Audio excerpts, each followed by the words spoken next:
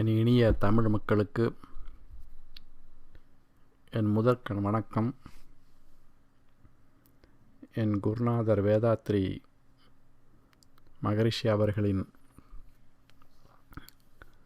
நல் ஆசியுடன் இன்று திருமந்திர மாலையில் தொடர்ச்சியாக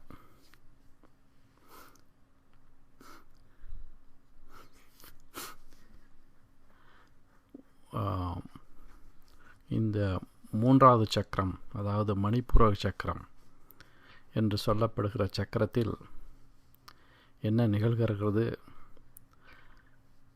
அதற்குள்ளேய அந்த தத்துவம், அதாவது நெருப்பு தத்துவம் மணிப்பூர சக்கரத்துக்கு பொருந்தி வரும்.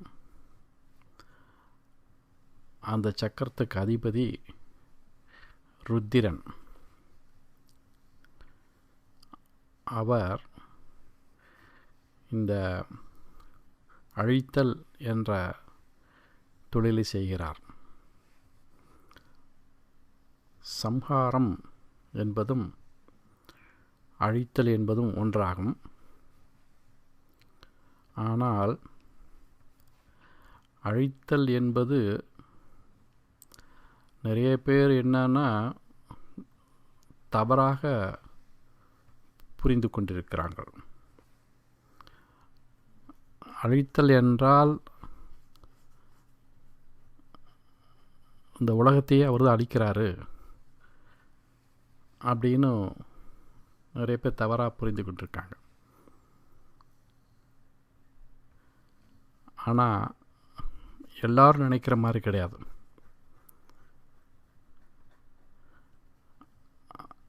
அதாவது இந்த சீவர்களை உய்வித்தல்னா அவர்களுக்கு மரணமிலா பெருவாழ்வை அளிப்பதும் அல்லது அமைதியான ஒரு நிலையை தருவதும், இதுதான் சம்ஹாரம் என்று சொல்லப்படுகிறது. இந்த சம்ஹாரம் என்றால் ஒரு மன அமைதியை தருவது. அது தினமும் தரலாம் அல்லது வாழ்நாளில் இறுதியிலும் தரலாம். ஆக இந்த சம்ஹாரத்தை 3 அல்லது 4 வகையாக பிரிக்கலாம். அப்படிப்பட்ட ஒரு பாடலை எடுத்து இன்று பார்க்க போகிறோம். அடுத்து இந்த மணிப்பூர சக்கரத்துக்கு உள்ள ஒரு பாடல், அதாவது சௌந்தரிய லகரியில் இருந்து ஒரு பாடல் எடுத்தும் பார்க்க போகிறோம். அப்பொழுது அதுவும் இல்லாமல் இந்த மணிப்பூர் சக்கரத்தின் மந்திரங்கள் அதையும் பார்க்க போகிறோம்.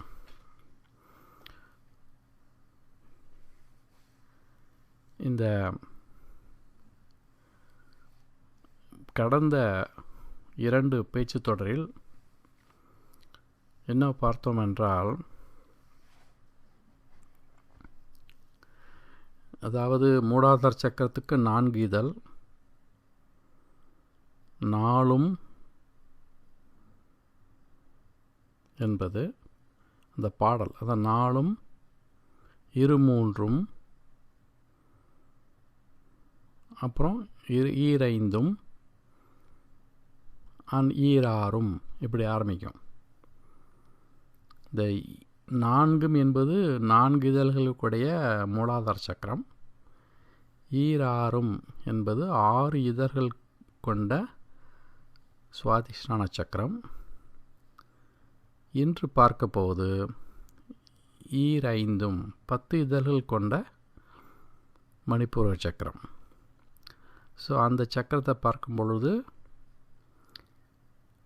அதில் இருக்கிற 10 மந்திரங்கள், பீஜ மந்திரங்கள் என்று சொல்லப்படுகிற 10 மந்திரங்களையும் அதனுடைய குணாதிசைகளையும், அதற்குள்ள ஆண் தெய்வம் பெண் தெய்வம் என்ற 2 தெய்வங்களுடைய பெயர்களையும் சொல்லி இன்று இந்த மணிப்பூர சக்கரத்தை பற்றி, அதை ஒட்டிய சம்ஹாரம் என்ற ஒரு தொழில் எப்படி நடக்கிறது என்ற பற்றியும் பார்க்க போகிறோம்.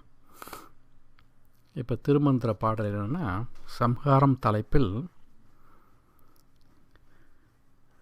ஒரு பாடல். அதாவது இந்த நான்கு சம்ஹாரம் என்று சொல்லப்படுகிறது. இந்த 4 சம்ஹாரத்தில் ஒரு 4-5 பாடல் பாடியிருக்காரு. அதில் ஒன்று பார்ப்போம் இன்றைக்கி. நித்த சம்ஹாரம் இரண்டுடல் நீவுதல், வைத்த சம்ஹாரமும் மாயால் சம்ஹாரமான்,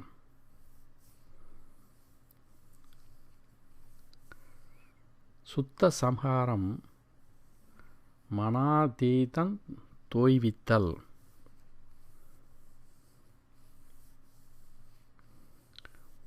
உய்த்த சங்காரம் சிவனருள் உண்மையே. இங்கே 4 விதமான சம்ஹாரத்தை பேசுகிறார். நித்த சம்ஹாரம் 1, 2வது வைத்த சம்ஹாரம், 3வது சுத்த சம்ஹாரம், 4வது உய்த்த சங்காரம். நித்த சங்காரம், வைத்த சங்காரம், சுத்த சங்காரம், உய்த்த சங்காரம். இதற்குள்ள வேறுபாடு நம்ம பார்க்கலாம். இப்போ நாள்தோறும் நம்ம உழைக்கிறோம். அப்படி உழைக்கும் பொழுது நமக்கு ஓய்வு வேணாமா? அந்த விழிப்பு நிலையில் இருக்கும் பொழுது அதற்கு பெயர் சாக்கிர நிலை என்று சொல்லுவார்கள். 24 மணி நேரத்தில் கிட்டத்தட்ட 16 மணி நேரம் சாக்கிர நிலையில் தான் இருக்கிறோம்.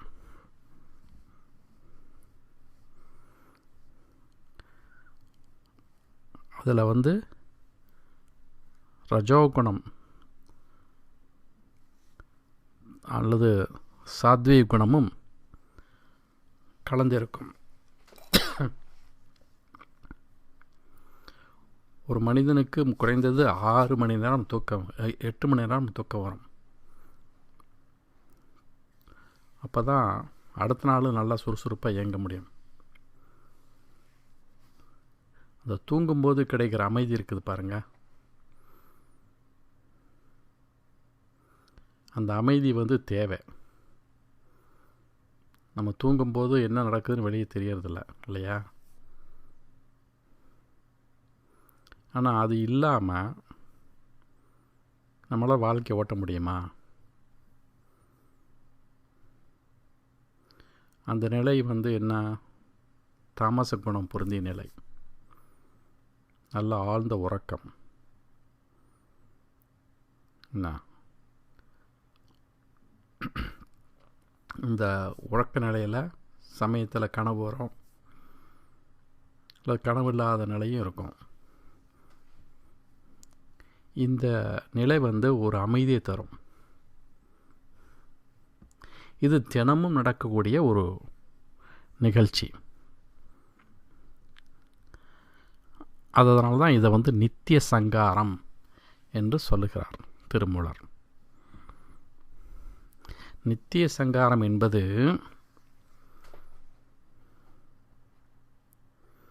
இந்த ஸ்தூல சூக்குமமான இரு உடல்களையும் சீவன் கொண்டிருத்தல். இந்த நிலைக்கு போகிறவங்க திரும்ப விழிப்பார்கள். அதுதான் நித்திய சங்காரம்.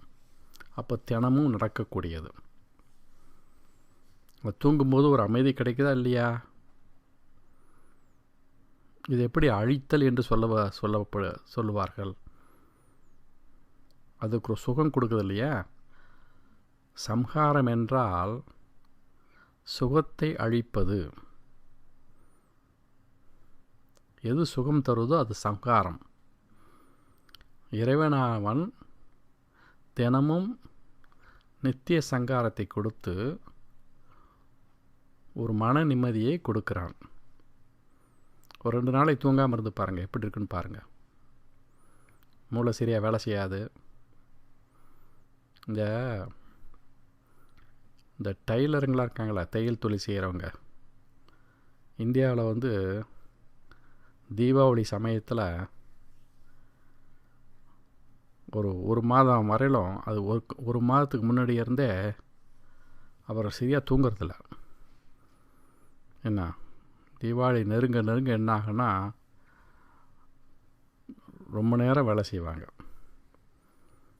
இந்த 2 நாளைக்கு முன்னாடி சரியாக தூங்காமல் எல்லாத்துக்கும் தேயில் தேய்ச்சி கொடுக்கணுமே அப்படிங்கிற ஒரு கவலையோடு தூங்காமல் செய்வாங்க. அதை நாம் பார்த்துருக்கோம். அதுபோல் அப்போ மன தளர்ச்சி, உடல் தளர்ச்சி ஏற்படும். அதை நீக்க பொறுத்து மன நிம்மதியை கொடுக்கக்கூடியது இந்த நித்திய சங்காரம். அதை இறைவன் கொடுக்குறார். தமோ குணத்தில் கொஞ்ச நேரம் ஓய்வெடுங்கள் என்று சொல்லுகிறார். அதான் அதனால் தமோ குணம் என்பது நித்திய சங்காரம். அடுத்து வைத்த சங்காரம் என்றால்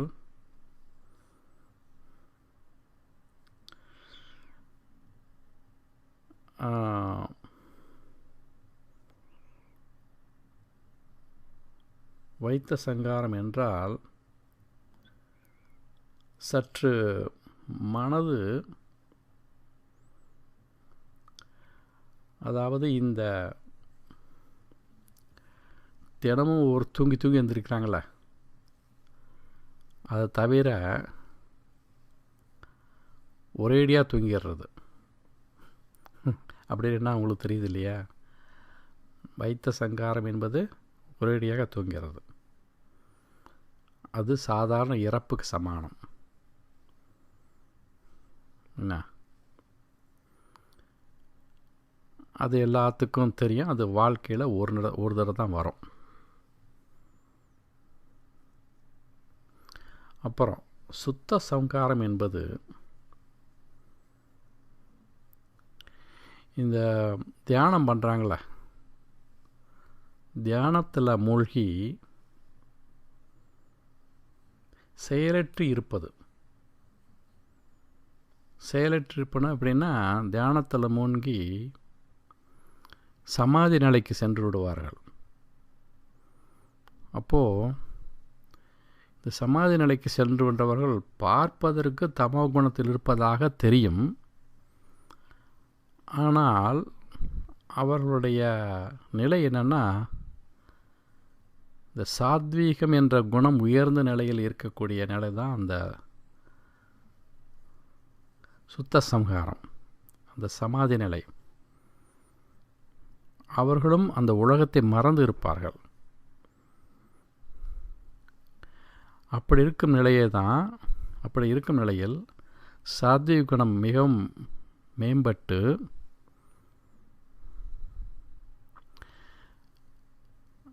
அந்த இயற்கையை, அதாவது இன்ஃபினிட்டி என்று சொல்லக்கூடிய ஒரு நிலையை அடைந்து விடுவார்கள். தன்னை மறந்த நிலை. இதற்கு இன்னொரு பேர் சொல்லலாம், யோக நித்திரை என்றும் சொல்லுவார்கள். யோக நித்திரை என்ன, பார்ப்பதற்கு சோம்பேறித்தனமாக கூட இருப்பாங்க யோக நித்திரையில் இருக்கவங்க. சோம்பர் இருப்பது சுத்த வெளியிலே, சோம்பர் கிடப்பது சுத்த வெளியிலே அப்படின்னு முன்னாடி ஒரு இடத்துல உபதேசங்கிற தலைப்பில் பாடுவார். அந்த சோம்பல் வேற. மற்றவர்களுக்கு பார்க்கும் பொழுது அவர்கள் தூங்குவது போல தெரியும். ஆனால் உண்மையில் அவர்கள் தூங்க மாட்டார்கள். அது யோக நித்திரையில் இருப்பார்கள். திருவள்ளுவர் கூட சொல்கிறார் இல்லையா, உறங்குவது போலும் சாக்காடு, அந்த மாதிரி. அதனால் யோக நிலையில் போய் சமாதி நிலை அடைகிறவங்க எல்லாம் மனம் ஒடுங்கி உடல் ஒடுங்கி என்ன இந்த உன்னதமான நிலையோட பொருந்தி இருப்பது சுத்த சம்ஹாரம். அப்படிப்பட்டவர்கள் இறந்து விட்டார்கள் என்றால் நான் என்ன சொல்கிறது? அப்படியே அவர்களுக்கு உயிர் அடங்கிவிட்டதால் என்றால் அதுதான் உய்த்த சங்காரம் என்று சொல்லப்படுகிறது. அதாவது மரணத்தில் 2 வகை உண்டு. ஒன்று சாதாரண மரணம். அந்த சாதாரண மரணம் என்பது இறந்துவிட்டால் அவர்களுக்கு மறுபிறவி உண்டு. அந்த இறந்தவர்களுடைய உடல் என்னாகும்? விரைத்து போகும், நாற்றம் எடுக்கும். அந்த உடலில் உள்ள இந்த 10 வாயுக்கள் சொன்னேன்ல, அதெல்லாம் ஒன்று ஒன்றா டிஸ்இன்டெக்ரேட் ஆகி கடைசியில் தனஞ்சையின் வாயு உடலை அழிக்கக்கூடிய வன்மை பொருந்தியது. அந்த வாயு எப்பொழுது வெளியே போகுதோ அப்போ இந்த உடல் கம்ப்ளீட்டாக இறந்து விட்டது என்று அர்த்தம். ஆனால் யோகியர்களுக்கு அவ்வாறு ஏற்படாது. இந்த யோகியர்களுக்கு சிறந்த 2 சம்ஹாரம் என்றால், ஒன்று சுத்த சம்ஹாரம், அடுத்து உய்த்த சம்ஹாரம். இந்த உய்த்த சம்ஹாரம் என்பது சிவனோட அடங்கி விடுவது. அதாவது ஜீவா சிவனாக ஆகிவிடுவது. என்ன, சீவா பிகமிங் சிவா, அதுதான் உய்த்த சங்காரம். ஆக இப்போ எப்படின்னா இந்த 4 வரையும் எப்படி பார்க்கலாம், நாம் 2ஆக பிரிச்சிடலாம். சுத்த சம்ஹாரமும் வைத்த சம்ஹாரமும் சாதாரண மனிதர்களை சார்ந்தது. நித்திய சங்காரம். நித்திய சங்காரமும் வைத்த சங்காரமும் சாதாரண மனிதர்களை சார்ந்தது. அவர்கள் தினமும் தூங்குவார்கள். எல்லோரும் தினமும் தூங்குவார்கள், அவர் மட்டும் இல்லை. என்றாவது ஒரு நாள் தூக்கத்திலிருந்து விழிக்க மாட்டார்கள். அவர்கள் சாதாரண மனிதர்கள். அவர்களுக்கு மறுபிறவி உண்டு. இந்த சுத்த சம்ஹாரம் உய்த்த சங்காரம் என்பது யோகியர்களுக்கு பொருந்தி வரும். சுத்த சம்ஹாரத்தில் மனது அடங்கி சமாதி நிலைக்கு ஓடிவிடுவார்கள். அந்த ஓடுக போது மனம் அடங்கி ஒடுங்கி, சம்ஹாரம் என்றால் ஒடுங்குதல் என்று கூட சொல்லலாம். இந்த மனம் ஒடுங்கி இந்த உடலில் உள்ள 9 என்ன சொல்கிறது, இந்த பிராணன் என்று சொல்லப்படுகிற ஒன்று இந்த 9 வாசல்கள் வழியாக ஏதாவது ஒரு வாசலில் வெளியே போகும். அந்த 9 வாசல்கள் வெளியே போகாமல் அப்படியே அந்த பிராணன் அடங்கி விடுவது. அப்படி அடங்கி விடுவது அவர்கள் சமாதி நிலையை அடைந்து விட்டார்கள் என்று சொல்வார்கள். அதான் சித்தர்கள்லாம் அடைந்த நிலை. அப்படிப்பட்ட அந்த சித்தர்களை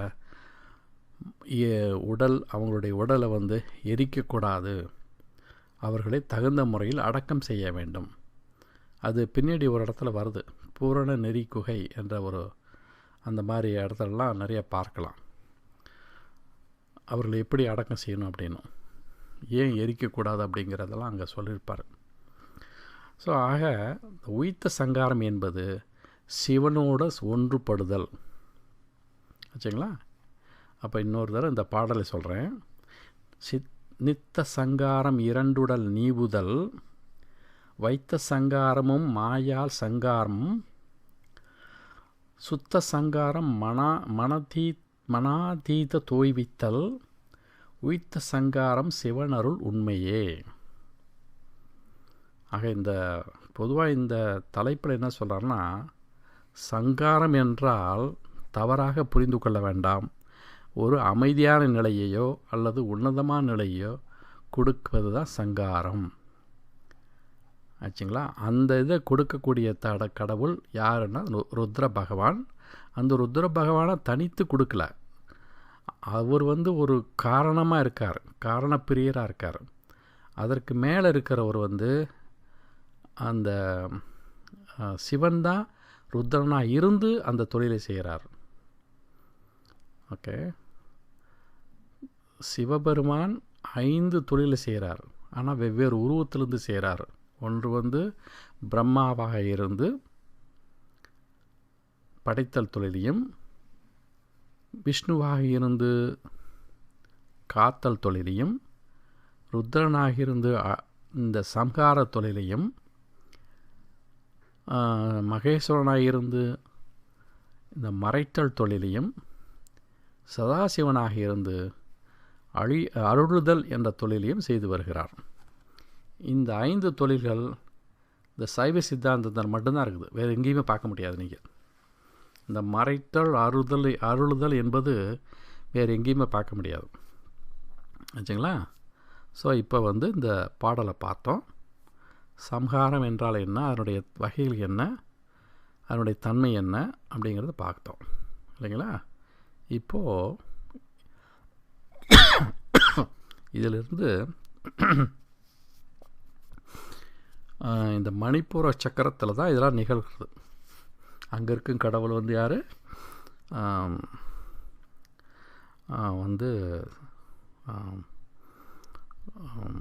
ருத்ரன். இந்த மணிப்பூர சக்கரத்துக்கு தத்துவம் என்ன, நெருப்பு தத்துவம். ஓகே, நெருப்பு தத்துவம். இந்த நெருப்பு தத்துவத்தை வைத்து கொண்டு கூட எப்படி இந்த உலகத்தை அழிக்கிறாரு என்று இன்னொரு பாடல் இருக்குது. அதாவது பிரளயம் என்று நம்ம கேள்விப்பட்டிருக்கோம் இல்லையா. அந்த பிரளயம் என்பது தினப்பிரளயம், மத்திய பிரளயம், மகா பிரளயம்.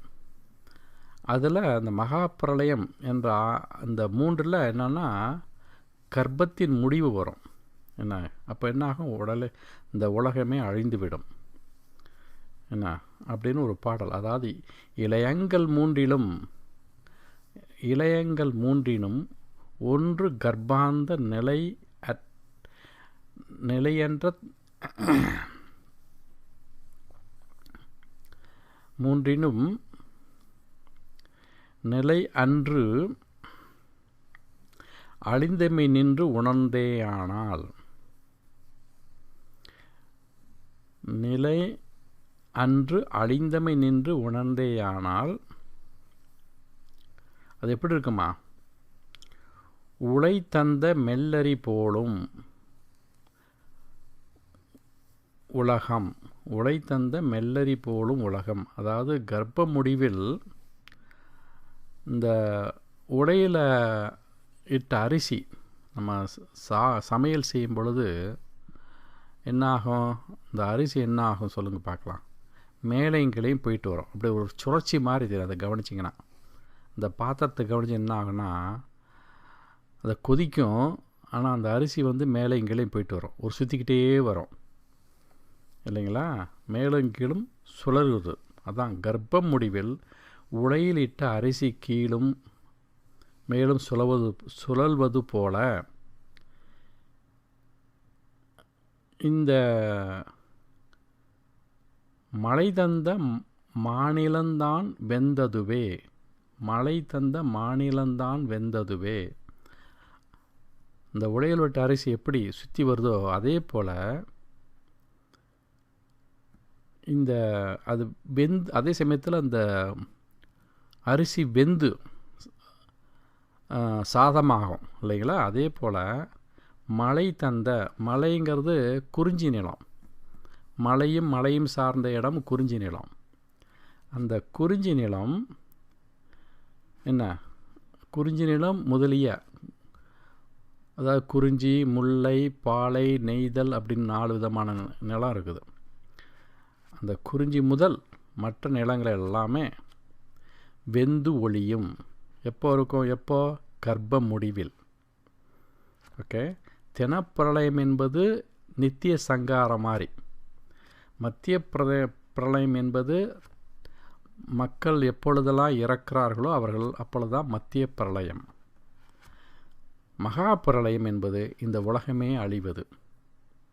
அதுதான் இந்த பாடலில் சுருக்கமாக சொல்லப்பட்டிருக்குது. இதுவும் இந்த இந்த தலைப்பில் தான் வருது, சங்காரம் தலைப்பில் தான் வருது.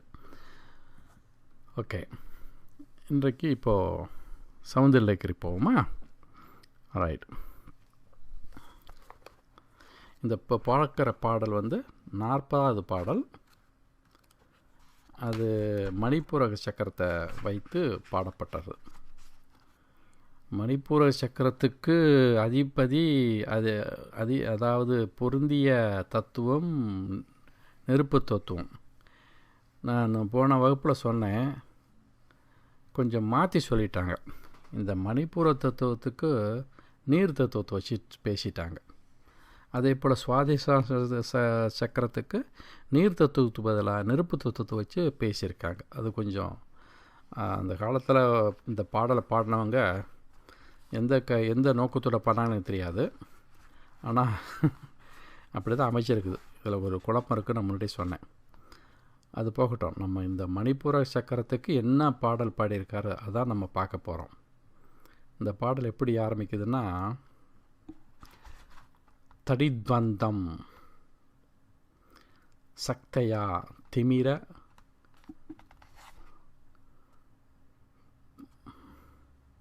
பரிபந்தி ஸ்பிரணயா பரிபந்தி ஸ்புரணயா ஸ்பிரன்னானா ரத்ன ஆபரண ஸ்பிரன்னானா ரத்ன ஆபரண பரிணத்தேந்திர தனுஷம்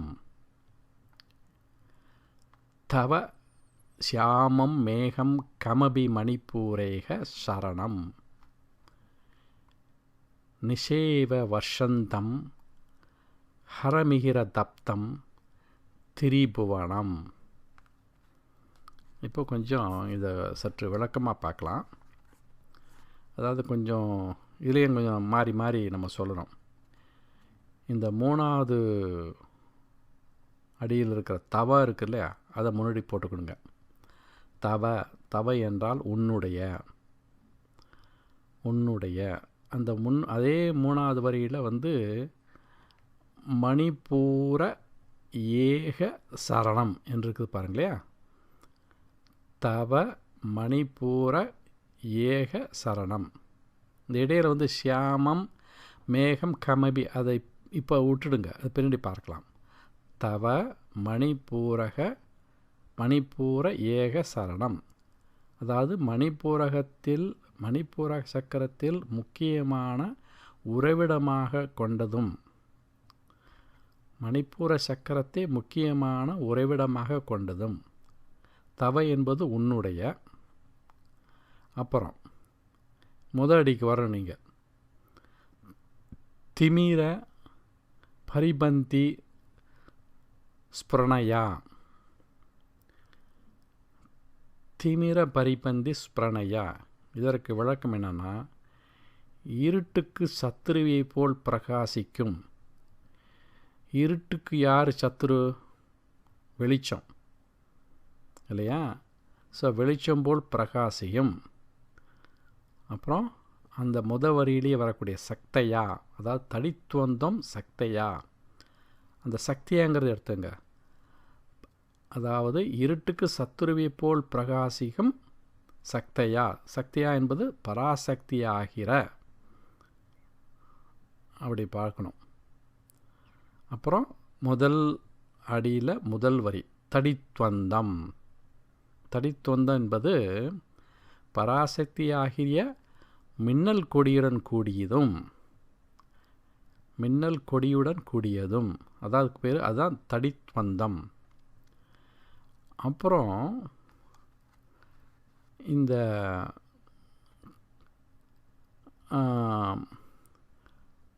ஸ்புரன் அதாவது இரண்டாவது வரி, ஸ்புரன் நானா ரத்ன ஆபரண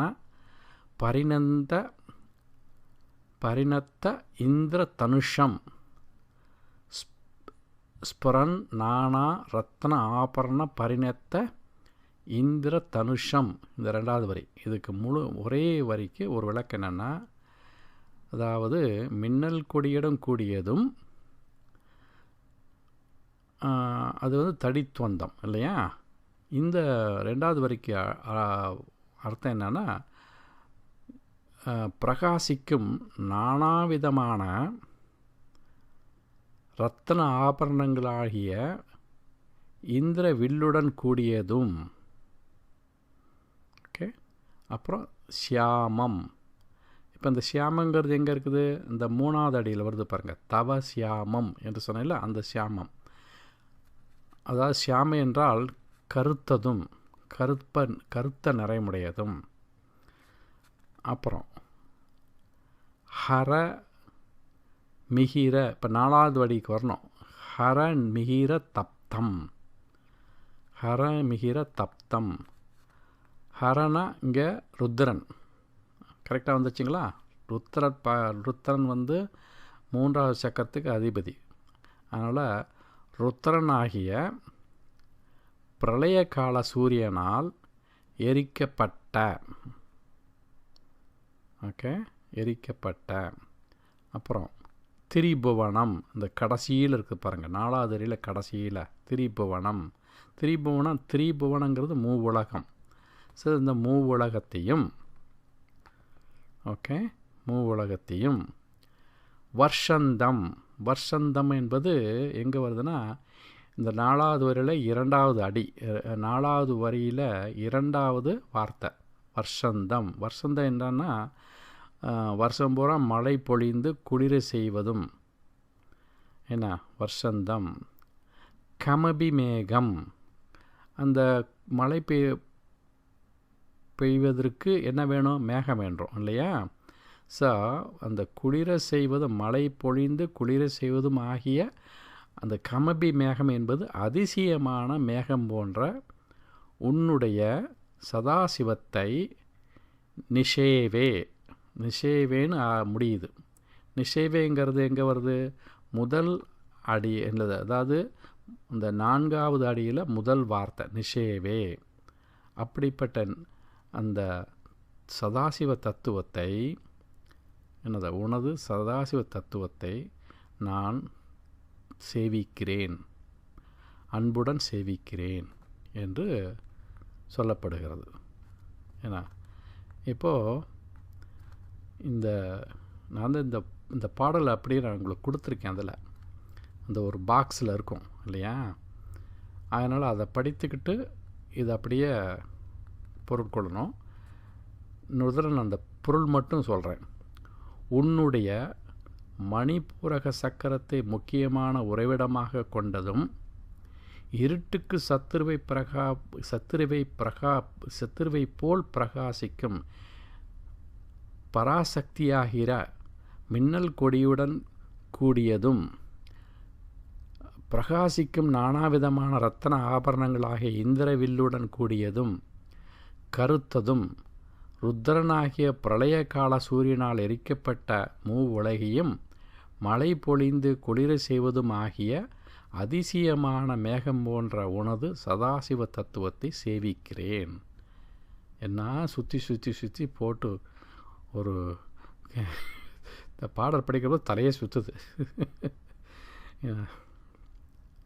இதுதான் இந்த பாடல். அதாவது என்னென்ன, இந்த பாடல் என்ன சொல்லுது?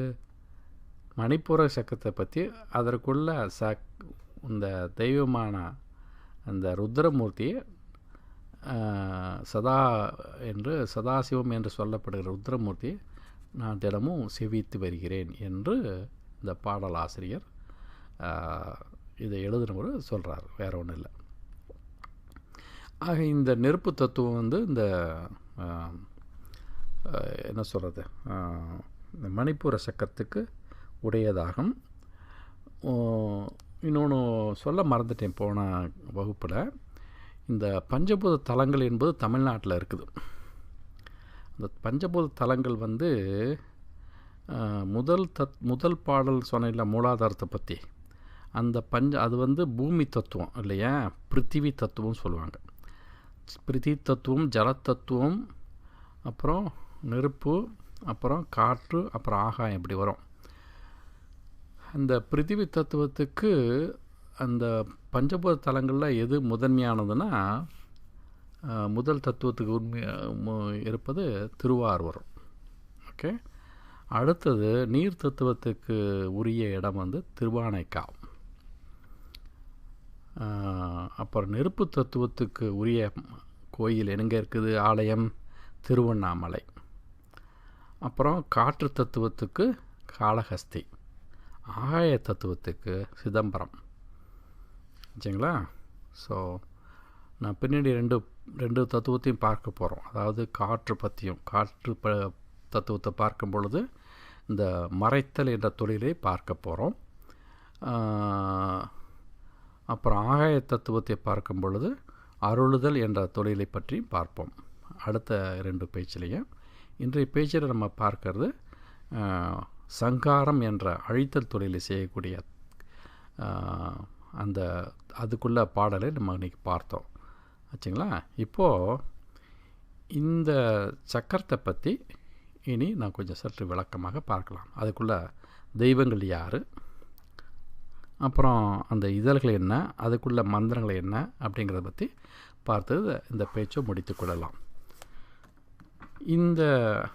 அந்த ஈரைந்தும் என்று சொல்லுகிறார்கள் அந்த பாடலில், நாளும் 2 ஈரைந்தும்,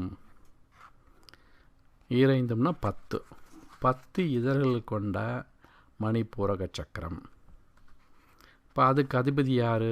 ஆண் தெய்வம் ருத்ரமூர்த்தி, பெண் தெய்வம் வந்து மாகாளி. இந்த மாகாளின்னு சொல்கிறத விட இந்த தந்திர சிஸ்டத்தில், தாந்திரிக சிஸ்டத்தில் உள்ள அந்த பழைய நூலில் என்ன சொல்லுதுன்னா, அதாவது அதற்குள்ள தெய்வம் யாருன்னா, இப்போது இந்த தாகினின்னு சொன்னேன், அதாவது மூலாதாரத்துக்கு தாகினி, இரண்டாவதுக்கு யார்? ராகினி. இந்த மூன்றாவது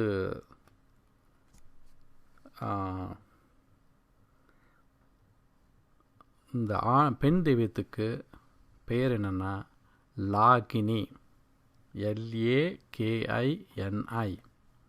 அதுதான் மூன்றாவது தத்துவத்துக்கு உள்ள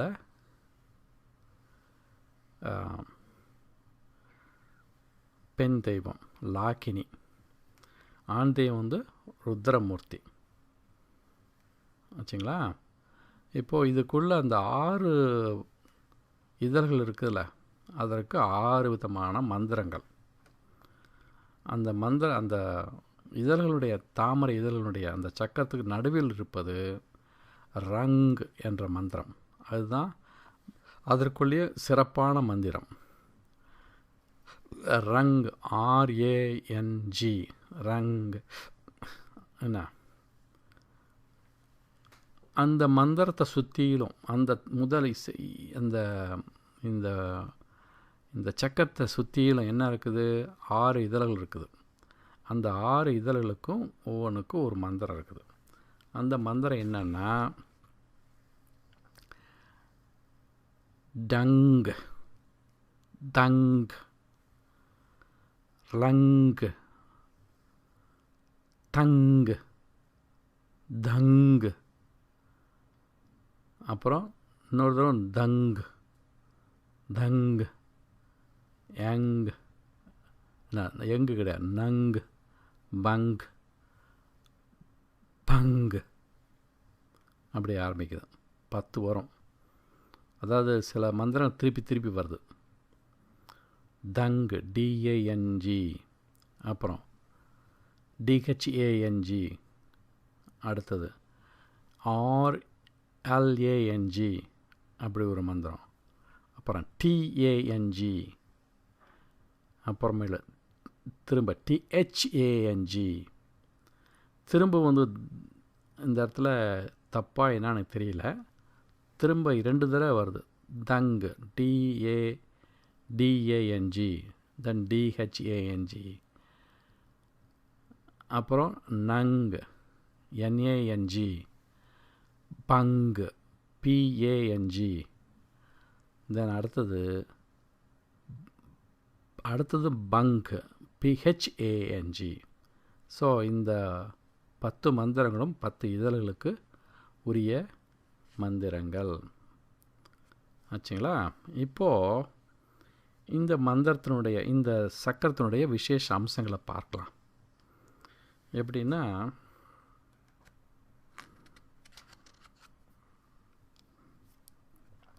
இந்த குண்டலினி சக்தி வந்து ஏதாவது தியானம் பண்ணப்போது குண்டலினி சக்தி வந்து இந்த சக்கரத்துக்கு வந்துன்னு வச்சுங்களேன்.